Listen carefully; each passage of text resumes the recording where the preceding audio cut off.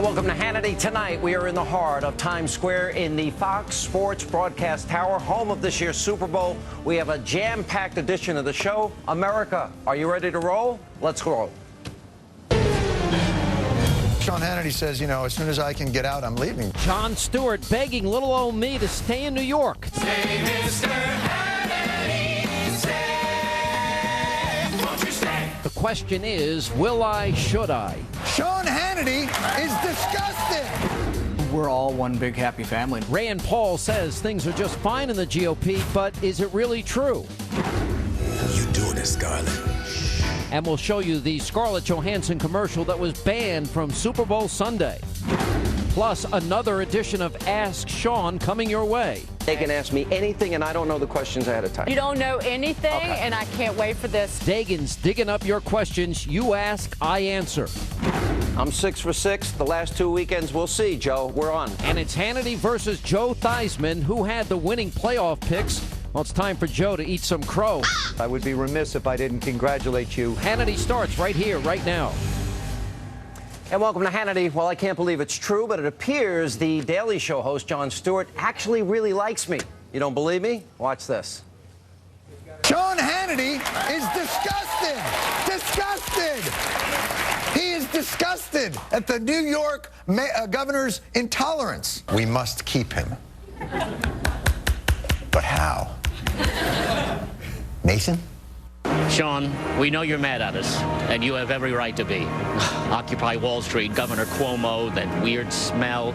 New York has made a lot of big mistakes, but we're going to change. Just please, stay. Stay. Stay. We can't lose you. Stay. Yo, Sean, man, you can't leave. We need you, dog. It ain't that bad. The city depends upon job creators like you, Sean, so we're going to give you the perks you deserve.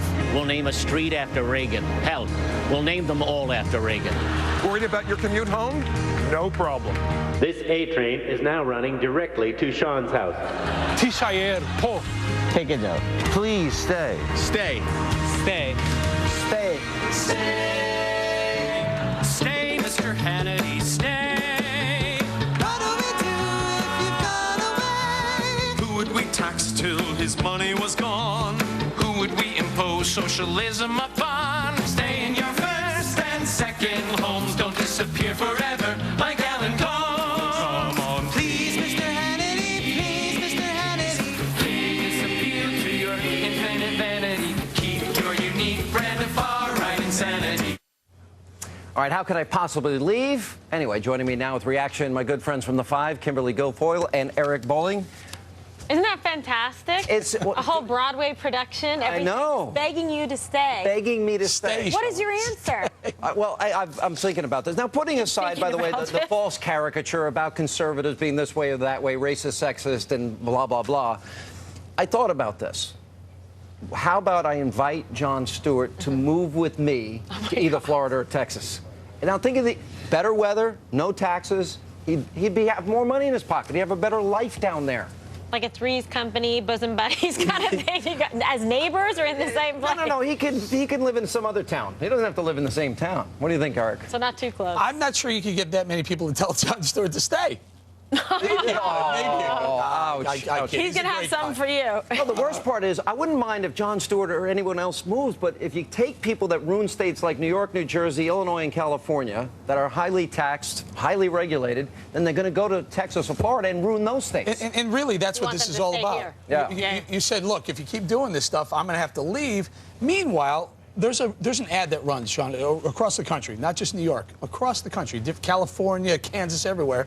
Come to New York, and we'll give you 10 years of tax-free business, no taxes for businesses. I've seen the ad. Why don't they do it here? What about people already Exactly. here? Then you'd stay, right? No. I don't know. At this point, I don't know. All right. You know, one of the things that drives me crazy, and this is not just New York, but other states. Jimmy Kimmel did a bit about the State of the Union. Right.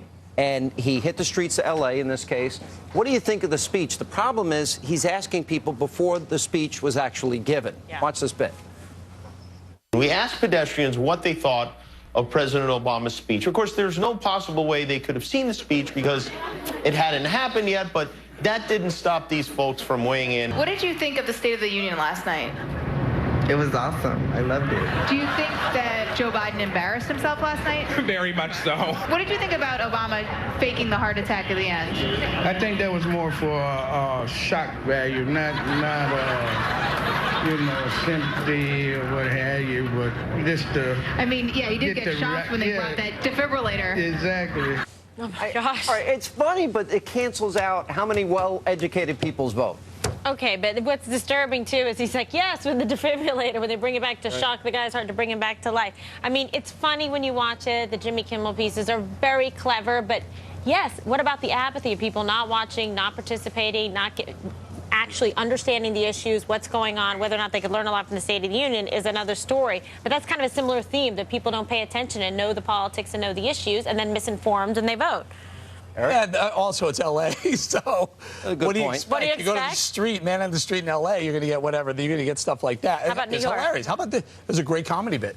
That's genius. That's genius. How about that State of the Union last night? What do you think? What do you think? I want to What be do you on, think about the president? Very specific I want to things. be on TV so bad. You know what? I'm going to tell you exactly what I thought. Is it that, or is it they don't want to seem that they're not informed? That too, that's the thing. So then it's funny, and then you get a cringe moment where you're like, oh, I feel bad and embarrassed for these people and their families and anyone that knows them because here's their big moment on TV, Are you right? They were kidding me? excited. They don't want to admit that they didn't watch every it. one of them called every one of their friends saying, check it out. I'm on Kimmel tonight. That's what I say. I was an idiot on Kimmel? Yes, Yeah, absolutely. perfect. It's sort of like Leno jaywalking. All right, so one serious question. So I'm in Washington. I go to the State of the Union. I interview Cruz and Rand Paul together. And there's been this intramural battle, establishment, Tea Party. We're actively all involved, all three of us. And I asked particularly Rand Paul, and he says, oh, it's water under the bridge with him and Chris Christie. Let's roll the tape on this. Both of you have had an intramural struggle with prominent Republicans. You invited Governor Chris Christie to a beer summit. Oh, no. We're all one big happy family now. Is that right? It's all over? It's all under the bridge. I mean, it's all under the bridge? We have all got, we're all getting together now. No pun intended? We are all getting together now. We're going to be a big happy party, I think. Water under the bridge. Christie, he does the bear hug with Obama, but he wouldn't sit down and have a beer with Rand Paul. How about Rand Paul with the water? That was smooth. That was very nice. You know, who knows? We have a Super Bowl happening in a couple of days over here. Are you going to the Super Bowl? I'm going to go to the Super Bowl. I'm going to the Super Bowl. Listen, don't tell Beckel. Don't tell Beckel. He doesn't know yet.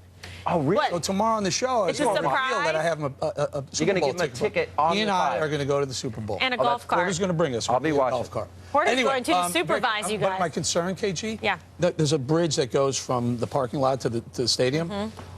Is Christie going to close that bridge? If he knows you're coming with the statements you've made lately? If he knows you're coming, you might. It's highly likely. All right, I can't let you guys go without predictions. I'm going with the Broncos. Who do you got? I'm going with Broncos. I want the Seahawks to go down after what they did to my 49ers. Exactly. Yeah. Former First Lady of San Francisco. They were winners when I was in. I'm going to be donning a 2-5 Seahawks jersey during the 5 tomorrow. Really? In honor of Richard Sherman, who speaks his mind, and I'm all for free speech. Is this really happening? Is this really happening? Really? Truly, I am. So he's equating the word thug with the N-word, and well, that's where I push back a little bit. But the rest of the stuff, I'm all for. There's going to be a does that mean you're going with the Seahawks? Look, Sean, because I want the bet. Sports fields have you and all of us have bet. Kimberly was a softball player. You're a ball player. I'm a ball player. I was a hockey player. How much stuff you win? You trash talk a little bit. Don't hurt. I don't kill the guy for that. So you're going with the Seahawks? Seahawks. Dinner. You got it. All right. Now I go with the winner. Yo, you're on the right side. It's a Peyton Manning destiny year. All right, coming up next, right here tonight on Hannity. Yeah, you doing it. Changing the world, one sip at a time. Sorry, Coke and Pepsi. Oh yeah, she done it. SodaStream. All right, the Super Bowl commercial controversy has now begun. So why was that ad banned? We're going to take a look at some of the most memorable Sunday commercials, Super Bowl commercials, and I'll tell you my all-time favorite then.